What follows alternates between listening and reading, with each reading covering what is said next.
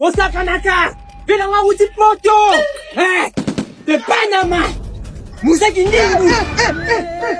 Qui m'a touché? Tu peux me toucher le corps, mais pas les habits. Ta femme quittera, tes enfants quittera, mais les habits te accompagneront jusqu'à ta mort. C'est qu'on va pas aussi Paris, on est oui, parce que j'étais en Paris, j'étais en tour à faire avec le président Macron. Bon, mais ça se l'a bien. Je viens de l'Europe, ma foi. Fais-moi passer. C'est comme vous êtes pas petite fan. Laisse-moi tranquille. Pona bilamba kuna bosa no tambe bona ngai. Na yo batena kotika ngona la police ou bien kotika ngona hôtel de ville pas gouverneur de la ville. Parce que na komo ba. Oyo na oka yango. Nga petite fan na yambo. Obo na yambo. Na minute on a la bas pour ça avion. Quitter ici, monter ici, laisser ici, laisse-moi partir. Moi si j'ai porté les habits, je n'ai pas l'appétit. J'ai l'appétit des habits.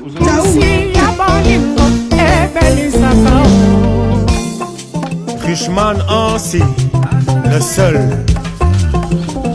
Média Makonda.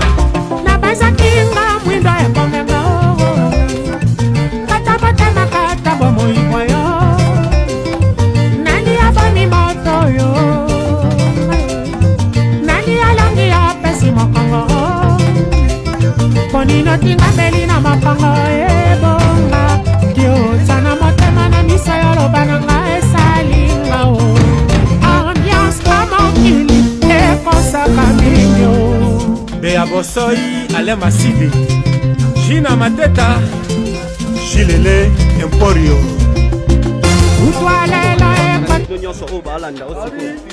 Qui a attaqué Fatih?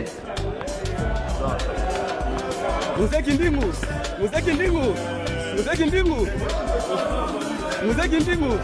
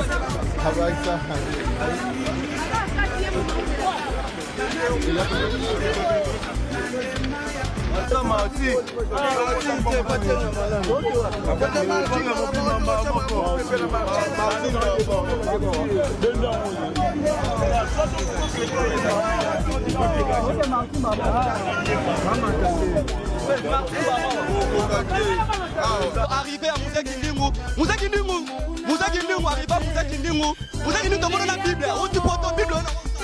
Babi na miniti o peuple congolais fa bongola mutema. Babi to ane oyo ka peuple congolais bongola mutema. Na kalaki te na yoki te batu moko baye na coup d'état. Po ba attaquer chef de l'état Fati Beton. Mais ba wokoka Fati Beton hein? Mais où tu portes dimanche à l'élo maman na Bible na maman. Di mokola yenga lelo mukoto kenda ke église dimanche. Donc côté ya. Balobi ndeko tika kipende. Hey! Landa Yesu. Ndeko tika kipima. Hey! Landa Yesu. Ndeko tika koyibi. Hey! Landa Yesu. Ndeko tika kipende. Hey! Landa Yesu. Ndeko tika wine. Hey!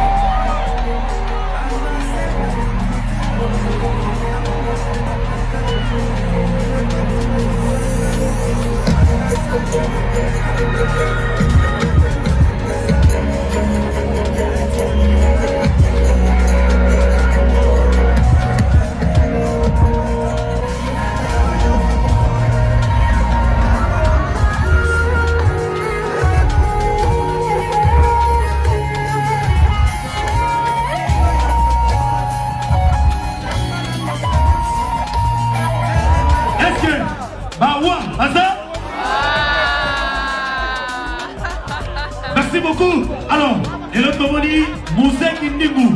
Ah, Napoléon, Moussé, bonsoir. Ouais, bonsoir, chef. Merci, Naki, par grand chanteur du moment. Beka! Yaya, mon père, comme tu as acheté bien dans mon pied sur les calamitos. Ouais. Alors, du Koi. Eh oh!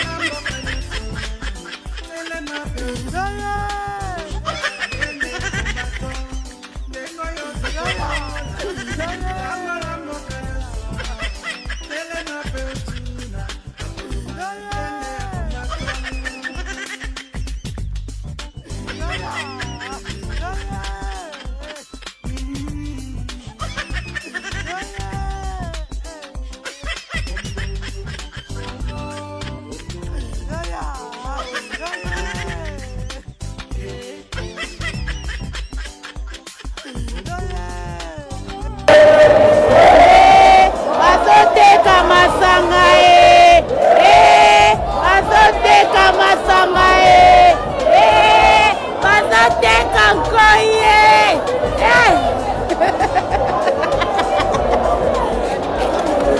Avec un message postal. Elle a dit c'est papa qui autorise. Alors j'ai dit non, je dois voir papa pour que ça va, elle peut aller. Il n'y a pas de problème. Non, on peut y aller. Hein. C'est quand? C'est dimanche. Je l'emmène déjà aujourd'hui. Je l'emmène déjà aujourd'hui. Ça va bien se la faire.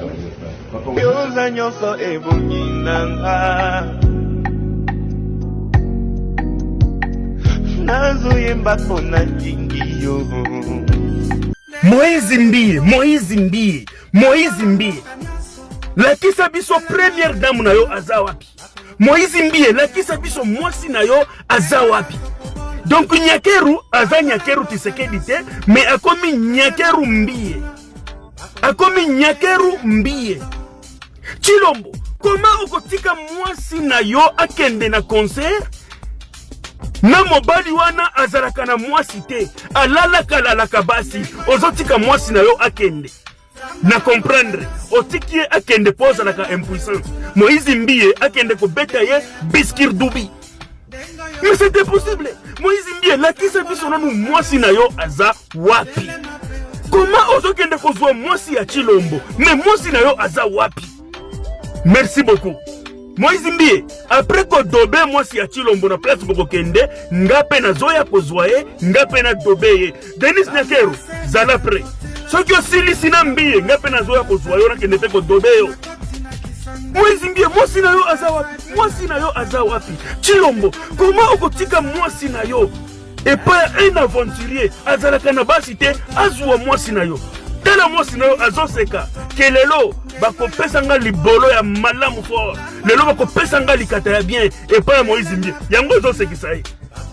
Un président malheureux, un président de malédiction.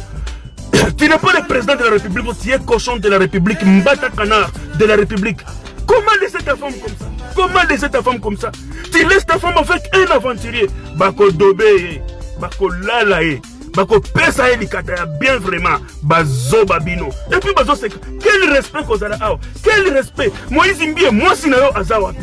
Ozozwa basi ya batu tomoni. Soki tomoni Nyakeru kaka na zemi. Bandu kwangu. Eske kutakuya tena heshima? Kutakuya tena heshima? Moïse Mbie na bibi wa Chilombo meno inje.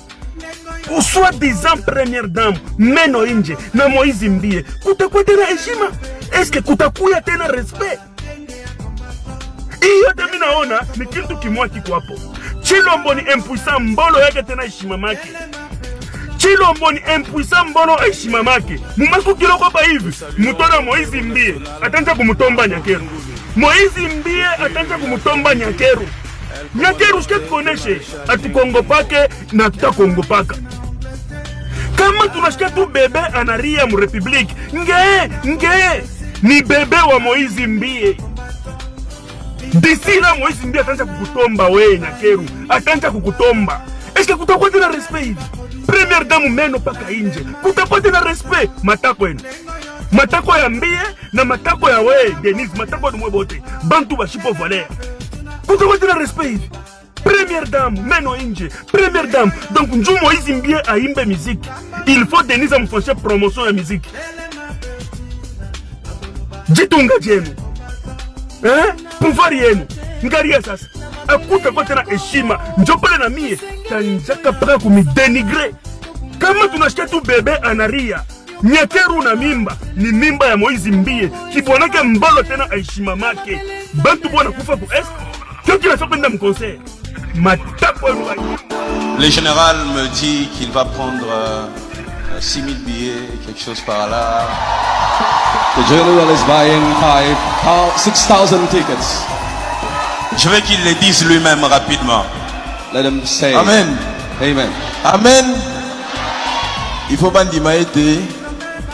The God is with us. Le 19 est à Abisso. The 19 is our day. Mokili mobimba endi maya solo que dans l'alliance et la réserve de l'Éternel. The world must trust that we have the God, a powerful God. Lelo eza anniversaire ya Madame Nanga. Today is my wife's birthday. Madame Charlène Moke Chibangu. Yango Alobi a payé 6 contributions. Il y a 6000 billets pour Then she says she's buying 6,000 tickets for contribution. Amen. Ngapen Alobi boy. Écoutez, je viens de m'entretenir avec les gouverneurs de la ville. Je viens de m'entretenir avec le vice-premier ministre en charge de la sécurité. Et je viens de m'entretenir aussi avec ceux qui dirigent l'armée, même la police. Écoutez, les concerts est maintenus. Regardez, venez nombreux. Banguna ba kwei lisusu. Alors, to kutana na stade lelo po bayeba ke ba kwei lisusu. Et kosimba ke mboko eza ya Nzambe. Venez nombreux. Rejoindre ceux qui sont déjà là. Kimambangu parce que Moulongo est bandit déjà na Pongabi. Alors Kimambangu au débrouillé aux place. Policiers bazi ordre batika mutu nyoso kota ba senga mutu mbongo te na porte. Yakambangu et concert ezali nungu wana esili armée na biso FRDC zo maîtriser situation et tozala biso nyoso wana poto la kisabango ke mboko eza ya Nzambe banguna bakwei boya ebele. On va célébrer Dieu aujourd'hui. Allez, 15h on commence à commencer. Kimambangu. Toujours bana kini bana brada bana mwana che. Yabito ye gouverneur de la ville Daniel Bumba akata mande boga. Babi Daniel Bumba chokola kini. Boté na bota vila Kinshasa. Il n'y aura pas de Kuluna, il n'y aura pas de Molini, il n'y aura pas d'embouteillage. Cha. Ciao. Là où le concert de Fatih Béton avec Maman Mars, il se fait. Nous avons gagné Bouba Loubabier. Avec le mandé, les gars. Avec le mandé, nous avons gagné Béta et Rosso. Nous avons gagné Bouba. Ma folie, c'est vrai de remonter qui n'est pas mal. Où est le mal? Où est le mal? Beaucoup la raté. Beaucoup la raté. Et dit, toujours. Babi Dio, au moins pour si j'attends pour le passer, si tant qu'il y aura des éclairages partout, il n'y a pas de Kuluna. Bon, on comprend Dio. Ciao. Beaucoup de gens,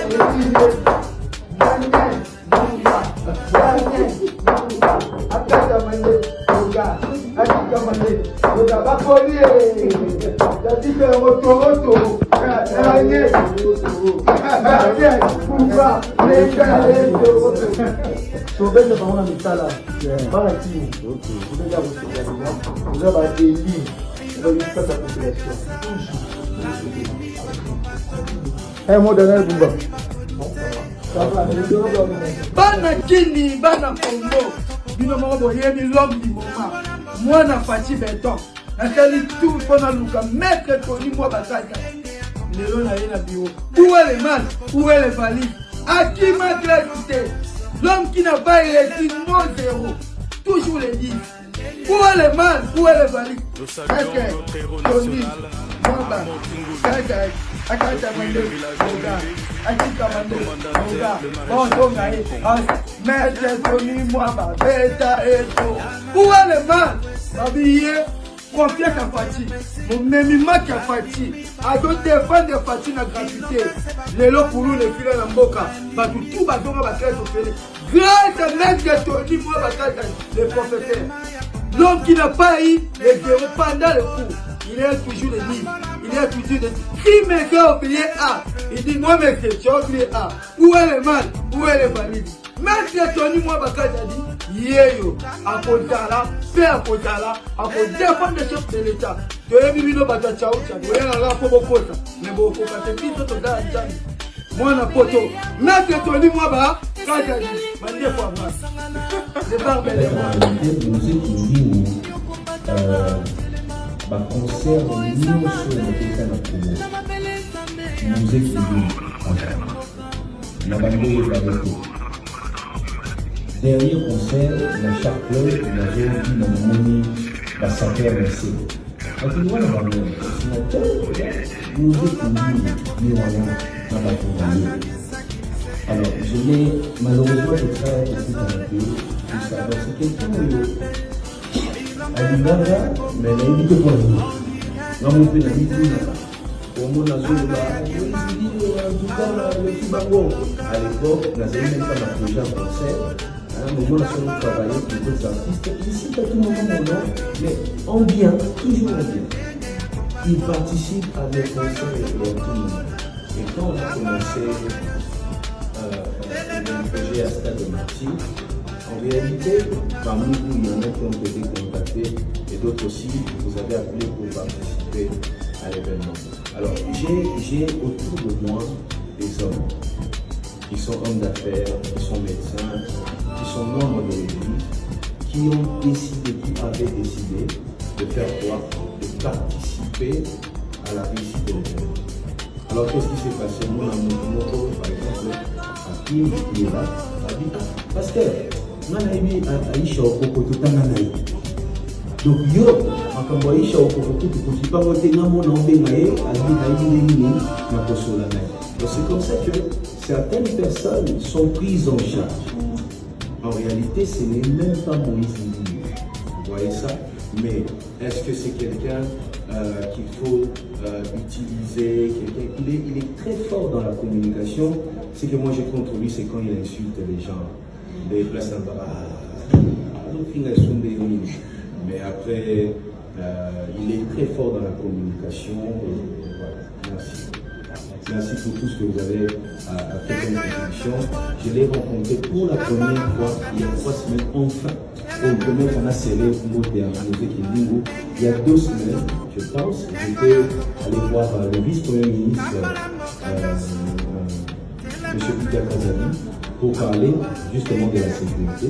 Et dans le couloir, on a monié par les qui nous avons défini tout le temps. La péché enfin. Après, j'aimerais bien manger avec lui. Après l'événement, le rencontrer, parler avec lui, le connaître surtout. Dans une question, je ne comprends pas comment il fait pour mener au sein. Il est spécial et je l'aime beaucoup, mais Arti va Président, est-ce que président Fachi,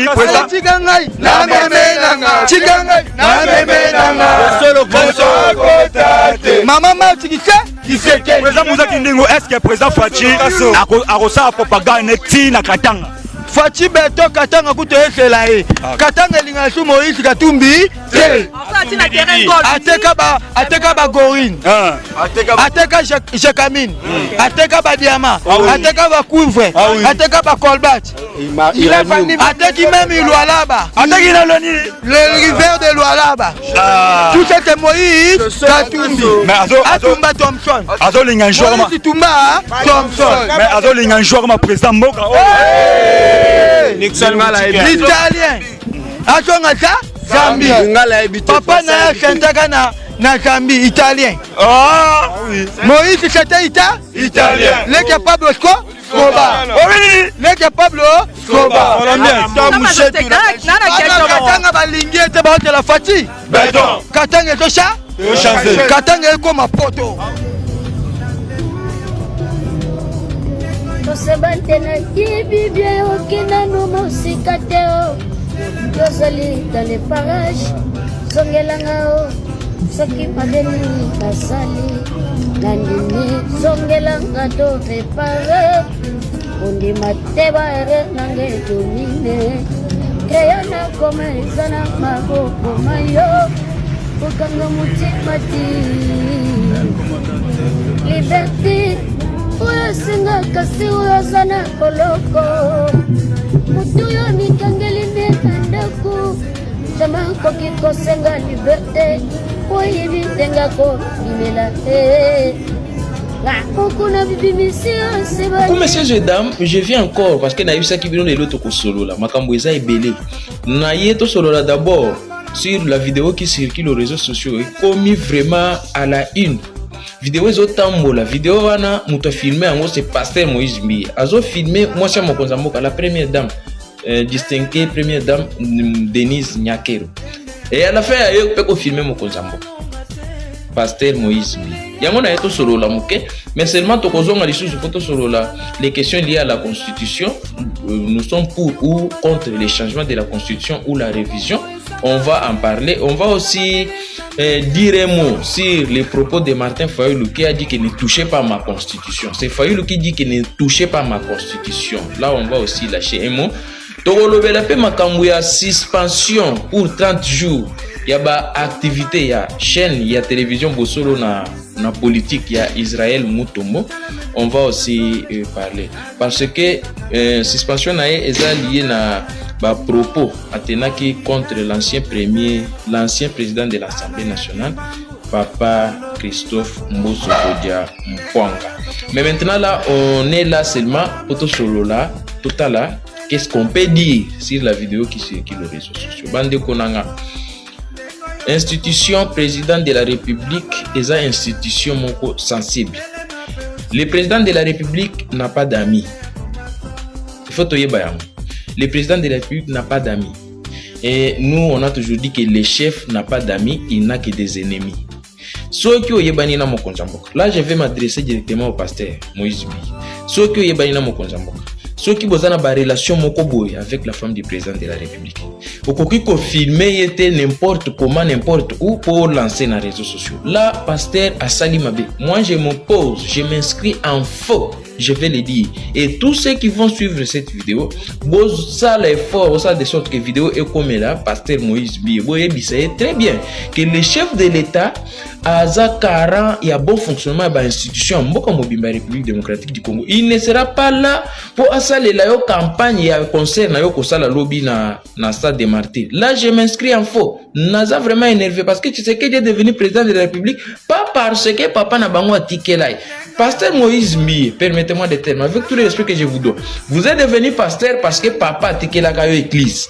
Mais tu sais que Félix n'est pas devenu président de la République parce que papa n'a bango tiké là beaucoup. Non. On a combattu pour le commissaire président de la République. Et aujourd'hui, président de la République, on ne peut pas faire n'importe quoi. C'est ça follow on a vu sur Tolona. Et aujourd'hui, ceux qui se racontent aux réseaux sociaux, d'une vidéo on a eu salaki et tu es là tu ne dis rien.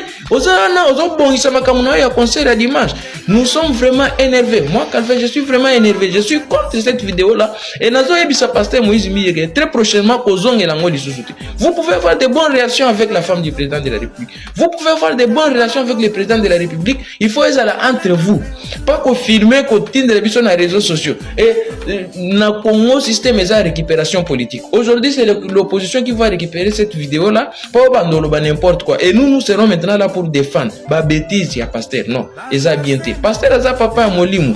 Pasteur Aza Moutoumoko Boye, avant d'agir, il faut pasteur à raisonner. Nanzo topé na Molimo parce que Boloba Kebino Bosaraka rempli du Saint-Esprit. Mais je ne crois pas qu'il y ait un pasteur. Et la première dame est en train de refuser. Il y a zo filmé kaka. Bien que Boye ban. Mais Aza camarade na yote, à cause de la moninga na yo na nenge na bino pas prendre ces bêtises là lancer au réseau. Nous sommes contre cette vidéo là. Moi je m'inscris en faux parce que pasteur et l'autre on a sali et découragé même concert pe na oya lisusu. Je vous dis, attends concert na oya lisusu parce que ce n'est pas possible. Le président de la République sera là na Mwasi Nae, la première dame. Bazo représenter Mboka Mobimba République démocratique du Congo et ils seront là pour passer la propagande, passer la campagne à concert. Il y a un pasteur parce que le pasteur Moïse Mbi a organisé concert lobby. Il faut à commissaire biloko na niveau comédie. Et tout ce qui se raconte aux réseaux sociaux, pasteur Aza Kunate, et en fait président de la République Denga Zana Aza institution. Constitution lobby l'institution président de la République. Tshisekedi n'est pas seulement Tshisekedi, il est aussi institution. Mais oyoko ça la n'importe quoi parce que boyebani. Et c'est un pouvoir. Oh yonga nazo mona lelo baba comédien banani il faut pas ça la n'importe quoi. Non. Bien que moi je m'oppose, je suis contre une quelconque comparaison entre régime ya Kabila na régime Nabiso, mais quand même to ko zonga muke en arrière. Pendant que Kabila était président de la République, biloko ya buzo ba modèle et bandeko salemate. Et bandeko salemate parce que ces gens-là donnaient du respect à leur président de la République. Et biso awa boy surtout les Kassaïens. Bazo yebate que Tshisekedi n'est pas Tshisekedi là que nous connaissions avant et il est devenu Tshisekedi président de la République. Il faut topper ses respects. Et c'est une institution Mobimba. Yo kende parce que boyebani il faut filmer et la première dame est en train de refuser. Ils ont filmé quand. Et après azu biloko na boki na réseaux sociaux pour essayer les campagnes batu batonda na stade. Makamuni makambo à église. Tu sais qu'il représente toute une nation. Tu sais qu'il représente même les sorciers, les féticheurs, batunions sont pas seulement les chrétiens. Et s'il faut tout ça la campagne à l'église, biso to ko conseiller la campagne mais pas le président de la République, pas sa femme. En tout cas, na osenga na bande ko tout ko ba olanda vidéo. Bosa l'effort, bino batu bosa mieux placé. Botinde la ngo pasteur alanda à comprendre que loko asali ezamabe. Très prochainement azong elango lisusuté. Vous pouvez avoir de bonnes relations, mais pas jusqu'à ce niveau-là. Pas jusqu'à ce niveau-là. Tshisekedi n'est pas votre ami. Nous, on a toujours dit que le chef de l'État n'a pas d'amis. Le chef n'a que des ennemis. Yo koza la camarade du président de la République. Et on ne peut pas filmer le président de la République n'importe quand, n'importe comment.